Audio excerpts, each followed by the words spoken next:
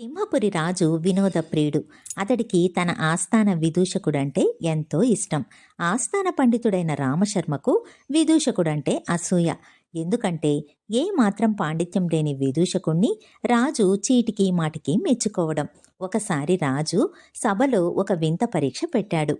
ఎవరైతే గొప్ప అబద్ధం చెప్తారో వారికి పెద్ద బహుమానం ఇస్తానని. సభలో ఒక్కొక్కరు లేచి ఒక్కొక్కటి చెప్పసాగారు.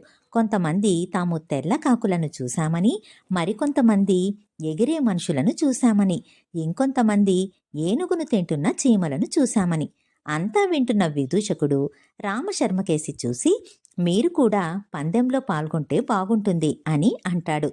రామశర్మ కోపంగా, అబద్ధం చెప్పడం మా వంశంలోనే లేదు అని అంటాడు. విదూషకుడు వెంటనే, ప్రభు, ఆ బహుమానాన్ని రామశర్మకు ఇప్పించండి అని అంటాడు. సభ గొల్లుమంటుంది.